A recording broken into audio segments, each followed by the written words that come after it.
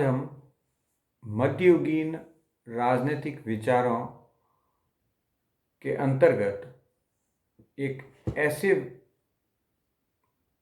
राजनीतिक धार्मिक विचारक का अध्ययन करेंगे जिन्होंने धर्म और राजनीति का समन्वय करते हुए राजनीतिक विज्ञान को एक नया आयाम देने का प्रयत्न किया।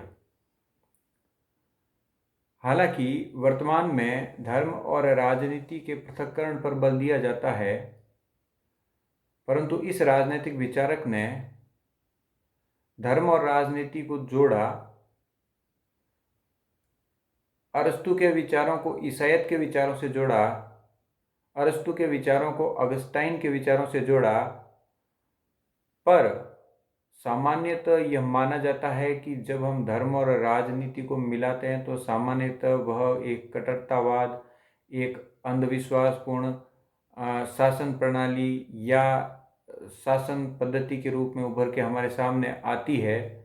परंतु अगस्टाइन ने जो कुछ कहा उसमें उनका मुख्यतः बल राजनीति को धर्म के साथ समन्वित करते हुए भी धर्म के श्रेष्ठ तत्वों को राजनीति के श्रेष्ठ तत्वों से जोड़ने का एक प्रयत्न था।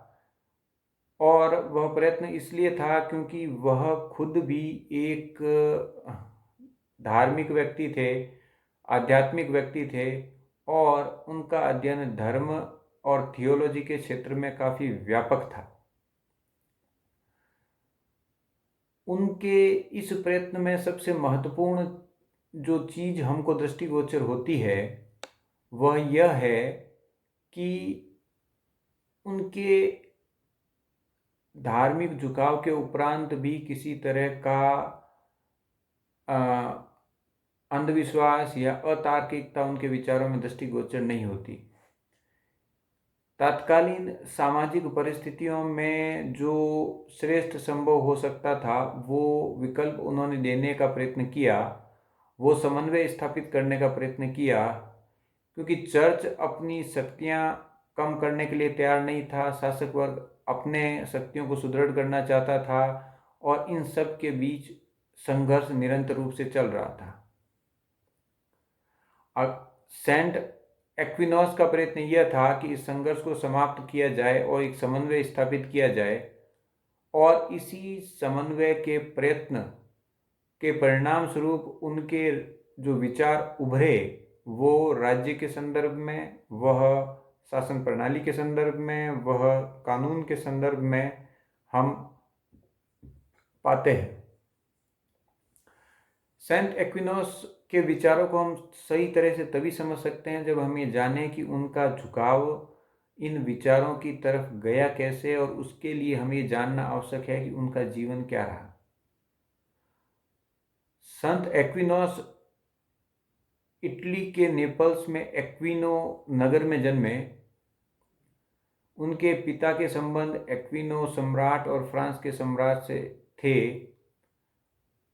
उनका जीवन समृद्धपूर्ण था और एक्विनोस खुद पढ़ाई में और अध्ययन में तीक्ष्ण थे, और शुरू में उनकी शिक्षा मॉन्ट कैसेनो में हुई। उसके पश्चात आगे की शिक्षा के लिए वे नेपल्स गए और इसी बीच उनका झुकाव धर्म और अध्यात्म की तरफ बढ़ा। 1544 में उन्होंने डोमिनिक ऑर्डर की सदस्यता ली। उसके पश्चात एक परिस्थिति ऐसी भी आई कि जब वो घर से भाग गए, परंतु परिवार के समझाने पर फिर उन्होंने 1252 में पेरिस विश्वविद्यालय में प्रवेश किया और 4 वर्ष पश्चात यानी 1256 में उनको मास्टर ऑफ थियोलॉजी की डिग्री प्राप्त हुई। भिक्षुओं को पेरिस विश्वविद्यालय किसी प्रकार की डिग्री नहीं देता था, परंतु पोप के विशेष अनुरोध पर उन्हें ये डिग्री प्रदान की गई। उसके पश्चात उन्होंने ईसाइयत के विकास के लिए काफ़ी काम भी किया और उनका अध्ययन उसके पश्चात निरंतर रूप से बढ़ता गया। ये उनके अध्ययन का प्रभाव ही था कि बड़े बड़े शासक और अन्य प्रशासनिक अधिकारी अपने कर्तव्यों के संदर्भ में, अपने अधिकारों के संदर्भ में और अनेकानेक नीतियों के संदर्भ में निरंतर रूप से उनकी राय जीवन पर्यंत लेते रहे। वो ज़्यादा लंबी आयु नहीं पा सके। 1274 में उनका देहावसान 47 वर्ष की उम्र में हो गया। अपने इस अल्पायु में और अल्प अवधि में उन्होंने कई महान ग्रंथों की रचना की, जिसमें सबसे प्रमुख है सुम्मा थियोलॉजिया। इसमें उन्होंने राज्य, शासन, धर्म और अनेकानेक विषयों पर अपने विचारों का लेखन किया। इसके अलावा उनकी पुस्तकों में प्रमुख हैं to the king of Cyprus, rule of princes, Summa Contra Gentiles आदि। थॉमस एक्विनोस की सबसे महत्वपूर्ण चीज उनका समन्वयवाद रहा। उन्होंने प्राचीन यूनानी राजनीतिक विचारों का समन्वय मध्यकालीन ईसाईयत के विचारों से किया। इस संदर्भ में वे अरस्तु से काफ़ी प्रभावित थे और मध्यकालीन विचारक सेंट ऑगस्टाइन से भी वो प्रभावित थे। तो वस्तुतः उनके विचारों में हमें मध्यकालीन ईसाईयत की विचारधारा, अरस्तु की विचारधारा का प्रभाव परिलक्षित होता है।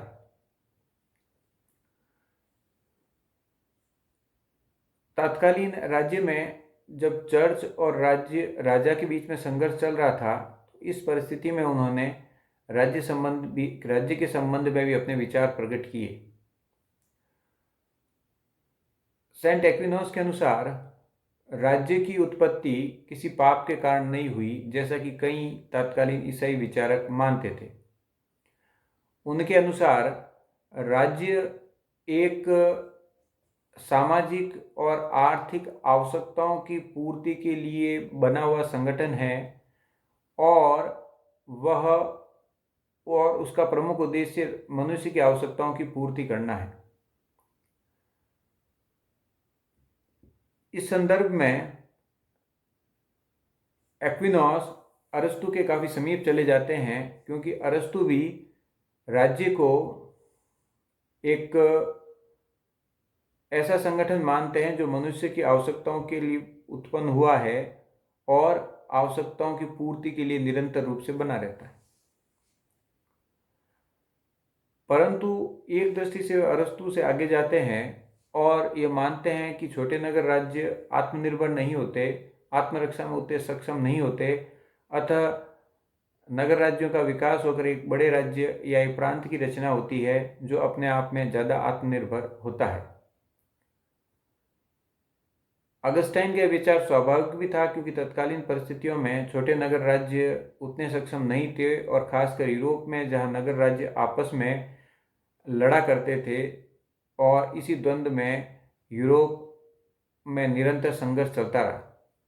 इसी संघर्ष ने उनको इस बात के लिए प्रेरित भी किया कि छोटे नगर राज्य अपनी सुरक्षा में सक्षम नहीं हैं, अतः विस्तृत राज्य ही सुरक्षा प्रदान कर सकते हैं। तो इस दृष्टि से अगस्टाइन के विचार कुछ हद तक अरस्तु से प्रभावित रहे और कुछ हद तक तत्कालीन मध्यकालीन परिस्थितियों से। परंतु हमें ये ध्यान रखना होगा कि एक धार्मिक व्यक्ति होने के बाद, मास्टर ऑफ थियोलॉजी में डिग्री लेने के बाद और तत्कालीन ईसाईयत से पूर्ण रूप से जुड़े होने के पश्चात भी उन्होंने राज्य को कोई पाप का आधार नहीं माना और यह उनकी सोच की दूरदर्शिता और वैज्ञानिकता को बताता है।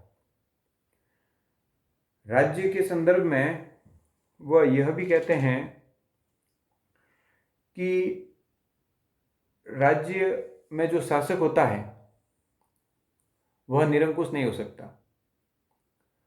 और राजा के अधिकार सीमित होने चाहिए और उस पर किसी न किसी तरह के अंकुश लगे होने चाहिए। तो उसकी दृष्टि में एक अंकुश धर्म का भी है। दूसरी जहाँ एक तरफ वो राजा के अधिकारों को सीमित करते हैं, परंतु अगर ये भी संभावना बनती है, और जो कि यूरोप में था भी उस समय, कि कई राजा निरंकुश हो जाते हैं।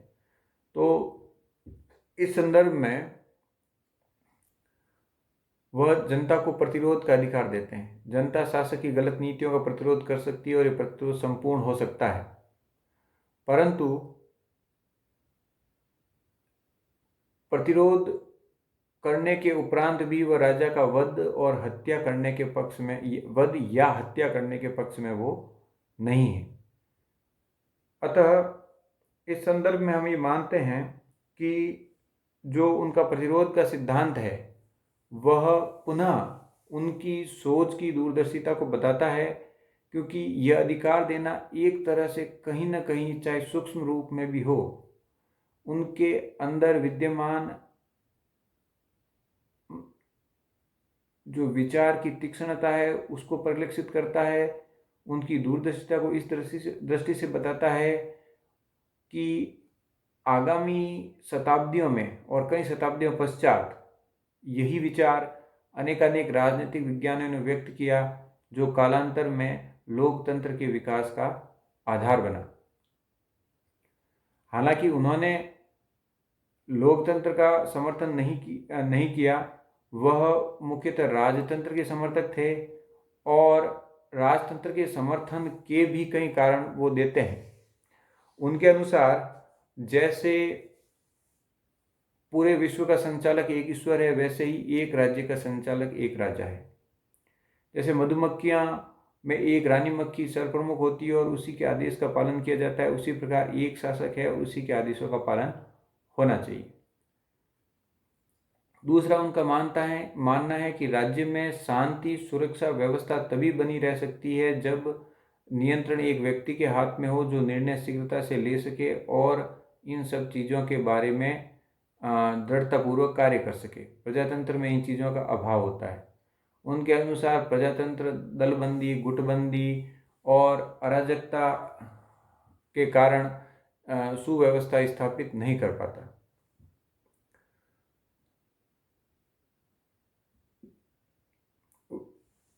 एक्विनोस ये भी नहीं मानते कि राजतंत्र हमेशा तानाशाही में परिवर्तित हो जाता है।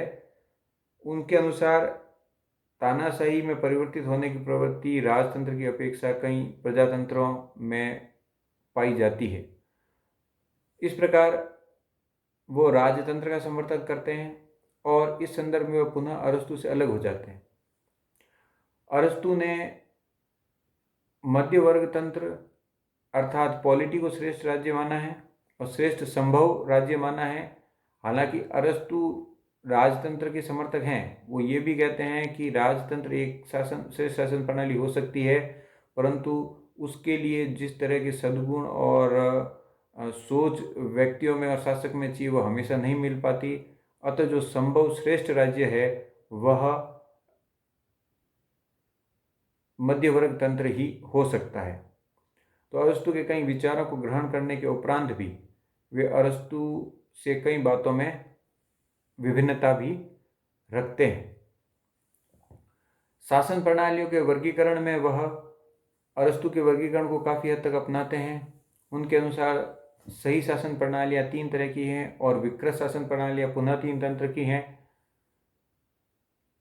जो सही शासन प्रणालियाँ हैं उसके अंतर्गत राजतंत्र, कुलीन तंत्र और मध्य वर्ग तंत्र है, और उसी के विकृत रूप निरंकुश तंत्र, धनिक तंत्र और प्रजातंत्र है।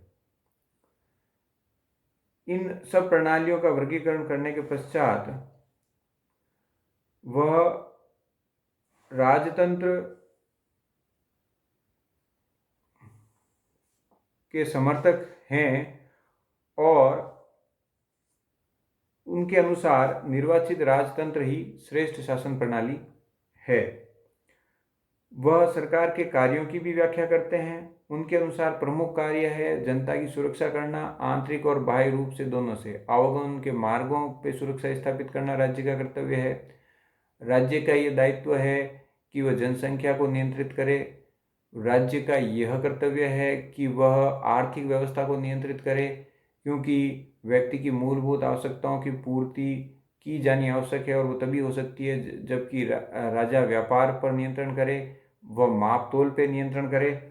तो इस तरह से वह राजा के कार्यों को बताते हैं और एक धार्मिक और आध्यात्मिक व्यक्ति होने के नाते वह इस बात पे भी बल देते हैं कि व्यक्ति के जीवन का उद्देश्य मोक्ष प्राप्ति है और उसकी प्राप्ति के लिए राज्य का दायित्व है कि वह व्यवस्था करे और ऐसे संसाधन उपलब्ध कराए जिससे कि प्रत्येक व्यक्ति अपने इस लक्ष्य की प्राप्ति के लिए बढ़ सके।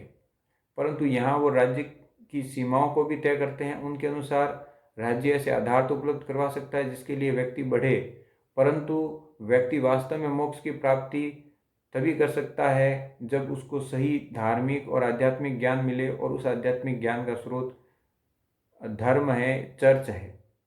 तो राज्य मोक्ष के लिए आवश्यक साधन और सामग्री उपलब्ध करवा सकता है, संसाधन उपलब्ध करवा सकता है, व्यवस्था कर सकता है, परंतु इसी के साथ वह चर्च की भी अपनी उपादेयता को साबित करते हैं।